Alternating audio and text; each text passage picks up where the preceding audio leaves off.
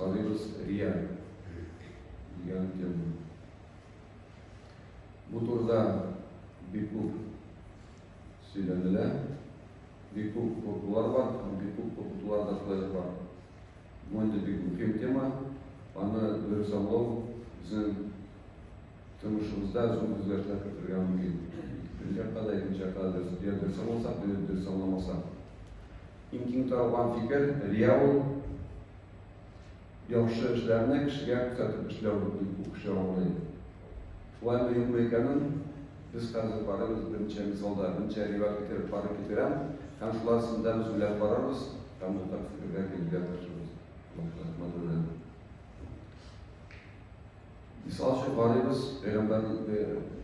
Пәйгамбәр саллаллаһу алейһи ва сәллям вакытында, һәм аңардан чыккан чакларда сахабалар белән тормышыннан мисаллар. Мисал өчен Табук сугышы. Бу инде мөселман дөньясын мөселман дәүләте өчен иң зур сугышка әзерләнү булган. Иң зур гаскәрне җыярга җыйганнар, чөнки алар сугышка барырга җыйганнар Византия гаскәренә каршы. Һәм инде монда бик күп корал кирәк булган, гаскәрне әзерләү кирәк булган. Һәм монда нинди без күрәбез кемнең.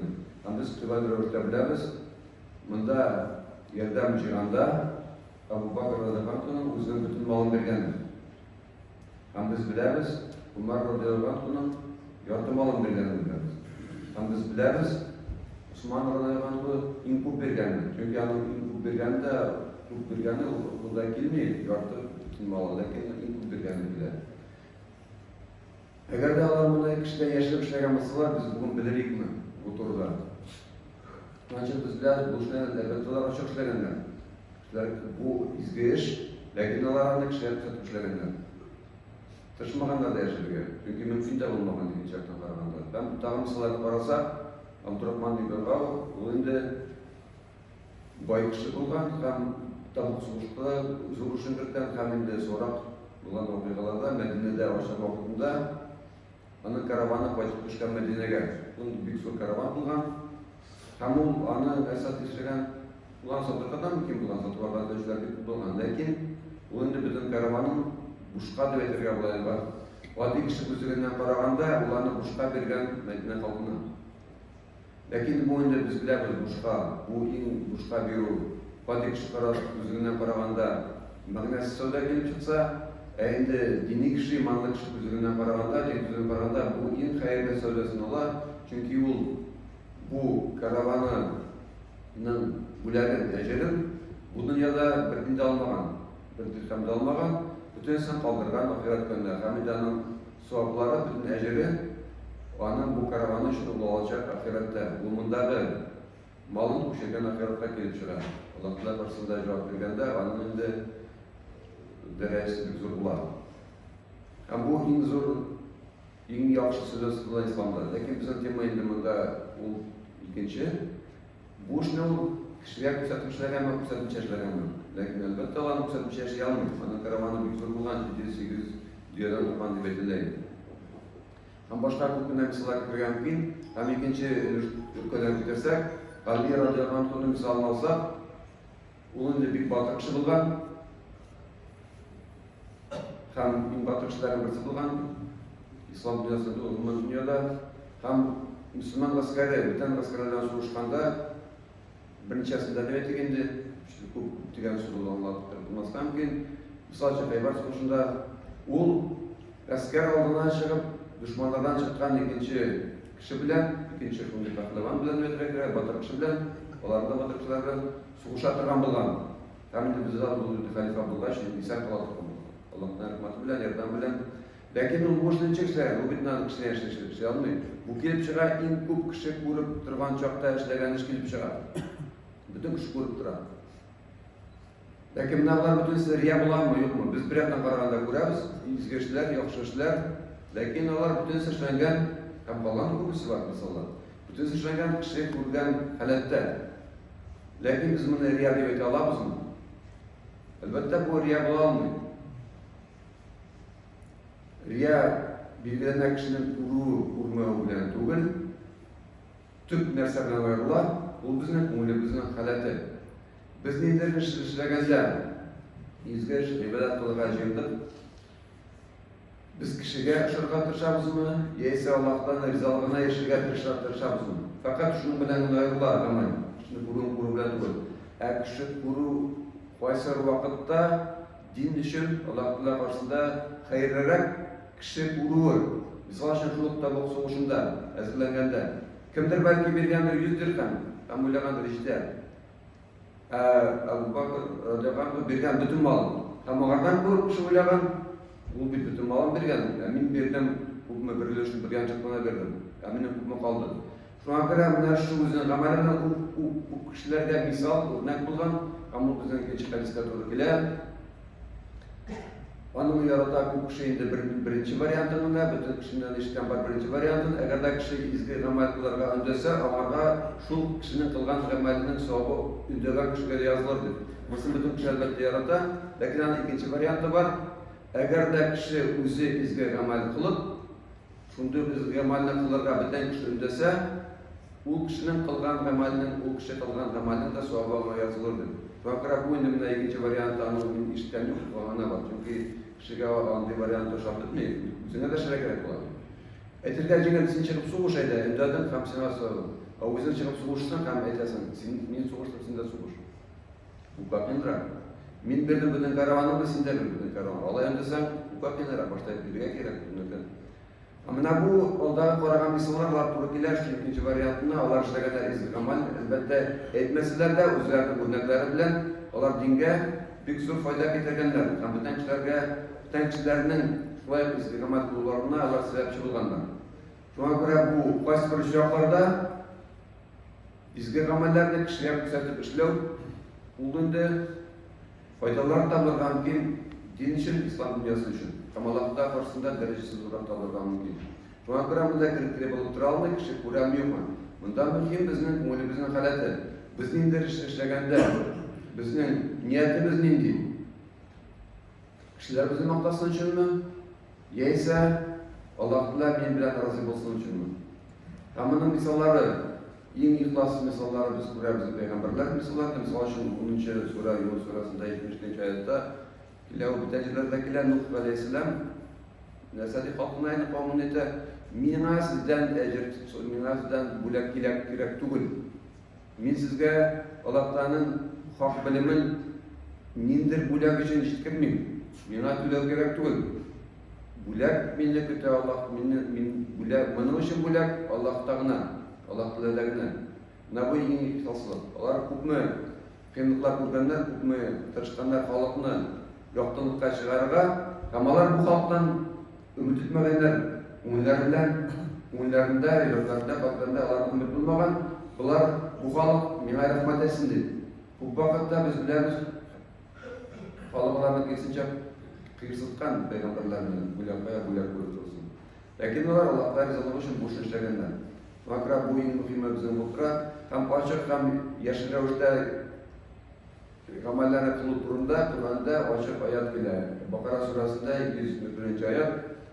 Agarda siz sadaqani bersangiz, ochiq ravishda bu bek yaxshi degan. Alloh taolo shunday deydi bizga.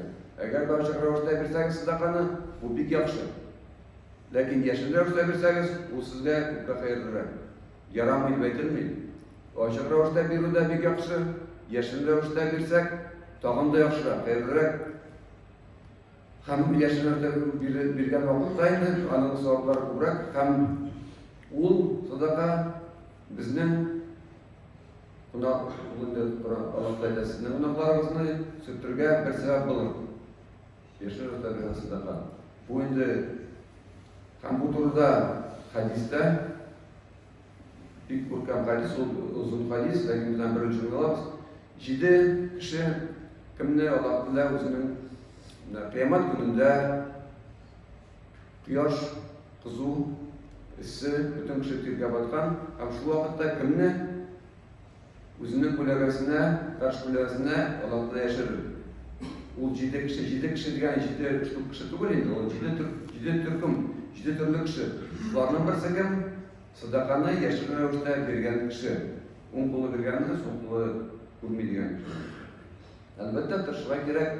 Yaşanırdı. Lakin eğer sadaka bergen vakitte kimdir bizni ko'rib olaygan, bu vaqtda narsa biz kiri olurga tiyishmi? Bu indi bizning ko'nglimiz qiladi, biz bilganda kishi ko'rsin deb ishlamadi. Şuna göre bu büyük muhim mesele bir gayber. Riyada bulurlar mümkün, riyada bulmasına mümkün, riya bulmasına mümkün. Bunlar bizim ko'nglimizning halati bilan bilan. Ham şu riya arkasında bizning ko'pgina amallarimiz yo'qolishlari mümkün. Namoz o'qishimizda agar da bizning niyatimiz bo'lsa, ertangi namozga kelib, kishi ko'rdimi meni deb shunday kelganda, yo'lda g'urur boramiz ekan, men boram. Ko'ralarmi meni, men masjidga boram. Ayttirga bo'ladi, men masjidga boram. Ayttirga bo'ladi, men masjidga boram. Men masjidga boram, men. Ko'ralarmi yo'qmi kishilar meni. Ko'rmaslar mumkinlar bunda. Ko'rmaslar mumkin, lekin bizning ko'nglimiz qiladi, kishi ko'rsin uchun biz tirishamiz. Kishi ko'rsin uchun, maqtasin uchun. Shunga ko'ra, shuni bilan birgalikda riya bo'ladimi, yo'qmi ekani. Ham bu bizim için muhim. Ko'nglimizda nindi talab, niyatlarimiz nindi. Bu dinda bizning tub asl. Chunki bizning Payg'ambar sollallohu alayhi vasallamning hadisi bor. Mana bu temaning muhim turida bu eng tor olan hadislardan birisi. Bu temaga Allohdan aytgan men qo'rqam. O'zimning qavmim uchun Alloh kishi shirkka kiruvdan, eng qo'rqqanim kishi shirkdan. Şirkus es-sagiru. Şunlardan kirüge kurkam. Onlardan sonra el-esesun. O yüzden riya. Şuna göre niçin bu şirk? Çünkü biz eğer de Allah'ın rızalığına erişirge karışıp işlesek, bizim ko'nglimiz beyli Allah'la bilen, biz Allah'tan korkamız. Onun karşısına baruga, biz onun bendeler ekenini anlayız. Turmuşumuzun tuzlucan oradan turganını anlayız. Ama bütün amellerimizni şu büyük zatlarına bağışlamıştık. Onun rızalığı için bunları başarırız. Bütün her amelini kılganda, ibadet kılganda bizim ko'nglimizda bu bizim bilen razı bulur mu? Ona üstün koyarız. Eğer de biz birer ibadetini işlegende niyetimiz şundayken kişi kursun deyip bizim çıkıp çıkar.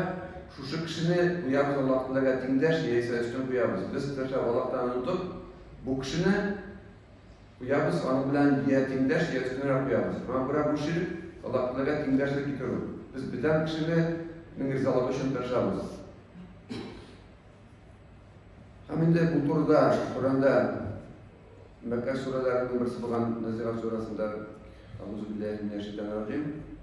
يوم يتذكر الإنسان ما سعى وبرزت الجحيم لمن يرى فأما من طغى وأثر الحياة الدنيا فإن الجحيم هي مأواه وأما من خاف مقام ربه ونهى النفس عن الهوى فإن الجنة هي المأوى. Ma'nası kısaca her birisi kodak kılgan gibi.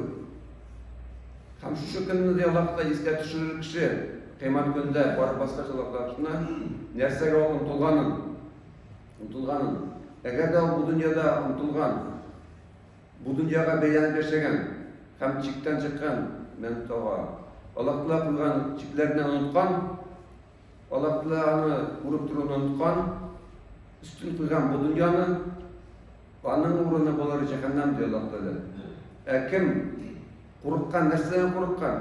Allah Teala karşısına basıdan, Allah Teala karşısına basıdan korkkan, kapşından çıkıp özünün hava diyen doğum, prikik, özünün umtoşların gerekmeyen tıygan, onun uğruna cennette bulur diyor Allah Teala. Şuna göre biz bilgeliyiz, Müslüman kişinin durmuşu, ümit bilen korku arasında. Biz ümitlenirken cennetke, hem o cennetke ümitlenirkende bizde bulur için yol tusatilgan. Onda Kur'an'dakiler nindi ameller kılarga. Hem indi ikinci yol, onda cehennemge yol, Uşbay Allah'ın tarafından bizge tusatilgan. Bizge söylerge gana kılar. Lakin biz bir katı korkup yaşasak, Uşbay dürüst kilip çıkmıyor. Bu korkunç teması, riyaga kirip gitti olduğu korkunç, bizim bütün amellerimiz bütün bulmasa kubisi eğlendirgen mümkün bizge karşı. Kişi için kişiga şarkı yaşatırsa. Biz matur Kur'an-ı Kur'da riya akar bitirgen mümkün. Укырда енді біз екен Құран оқырға һәм біздің мақсат Құран ашына барғанда менің турымда айтсындар, екінші иптәшләріне мына шу кіші келгенде бик матур оқыды Құран ісінде аны жақын. Һәм біздің көңіліміз қалады шундай болса. Кішілер қарайсың, оқиғысың, ошималарға жоқмы. Келіп шыға біздің ниетіміз шундайрақ. Һәм башқа ғибадатларны азан еткенде де кіріп кетерге болады. Сауабы зор, ләкин рия үшін болса, кіші мақтасын үшін шул қадар матур азан екен бұл кіші деп. Көңілімізден қалады. Мағбират бұл бик мұхим. Кішінің кіші алмасы түгіл, қуаттай бір түгіл. Ол рамкаларда өзін тұта ала, әгер рамкаларын ұтмаса. Рамкалары жаққына жоғалса, біз су көбіп, түрбияққа тұрғанға мүмкін, көрмеде қаламыз. Ләкин артық қатып оқырға да керек түгіл, бұл рия турында тағын бір хадис бар, үміт күтә тұрған, шуны кетіріміз де, тамыларға яқынлашырбыз, Аллахтың рахматы белән. Мұнда мұхим, нинди сұрау бирә сахаба радиаллаху анху һәм нинди жауап бирә Пәйғамбар саллаллаху алейхи ва саллям. Белән қарасақ, бір сахаба радиаллаху анху Пәйғамбар саллаллаху алейхи ва саллямға өзінің проблемасын килеп сөйләгән. Проблема нәрсә булган? Ул әйтә, мин төнлә мәчеттә бір үзем намаз укып торадыр, нәфил намаз укып торадыр. Шушы вакытта мәчеткә килеп керде бір кеше. Булар барлык күрмәгән, кеше күргәнен сизелә. Һәм ул нәрсә әйтә? Минем ди, аның кергәнен ишеткәч, үлемә рәхәт булып китте. Үлемә рәхәт, рәсмени сорау. Намаз үлемә рәхәт, нәрсәгә рәхәт булган? Ул мине күрде. Рәхәт булып китте. Һәм уларга да бик кыен булган сыман. Пәйгамбер саллаллаху алейхи ва саллям әйткәч, менә бит шундый хәл, ул ялтырмаган сораган, бу ничек була? Бу рия буламы инде хәзер? Мин биттем. Юкка чыктым мен гамәлләрем. Пәйгамбер саллаллаху алейхи ва саллям әйткән, бу рия булмый. Чөнки син бу гамәлеңне кешеләргә җыйганда, синең ниятең бит кеше кереп күрсен, мине күрсен дип түгел. Әмма бу хис ул кешегә хас. Ул хис хас, ләкин без уя булырга тиеш, шушы хисне үзебездә күреп, аны без контролер итәргә тиеш. Шул вакытта без ягъдан ярак булып Аллаһның рәхмәте белән. Әмма да инде бер гади әйберне әйтеп китәргә кирәк, гади тормыштан. Бу Silahlı kudretli ibadet turunda, Allah'lar zalimi satan ameller turunda, namaz, Kur'an okular tam şunday, onlarla sağlıstırın bir izleyiciler turunda. Lakin, bunda absurdqa izlemiş gerek tugul. Eğer de siz misal için bugün kişiye qaytqanda, xatınızga uşağı için bir kiyim alıp üzüzgensiniz. Yeyse şeşeğizlik istep çıktınız, yeyse İslam'a istep çıktınız. Bunda indi üzünü olay gerek tugul yukarı çıkarına. Min mana Allah'la razı için işledim dedim. Bilgili bildiğiniz için kadın aşağı çekerim. Bu tiyatranı bir tukul, dünyavi. Yeyse spor zalga vardınız, zaниматься etəsiz. Onda kiratuğun da harp kütərgən çağınıştan günü. Allah'la razı için kütərəm ben bu 100 kilogramını degende. Bu dinli cikter profanasiya kelip çağırgan ki. Söz bara ibadet turunda. Dünyavi işlerde, vadi dünyavi işlerde biz ana kimden de rızalıq üçün, xatının rızalıq üçün vaxt təşdir. O bizden rızalıq üçün təmqaşıq turayken Allah'tan rızalıq üçün de sırarlar mümkün. Lakin vadi, şunday işlerde, dünya işlerine kadar işlebizken biten kişinin көңілін көрür üçün onu da riya olmuyor. Bu indi vadi, dünyavi meseleler, Allah'ını biz bu taraftan teşkil etsin birge. Çünkü Allah bizge nasip etsin. Faydalı bilimlerini bizge alırda. Olgan bilimlerden faydalı ameller Allah'ın karşısında faydalı amellerine kılırda.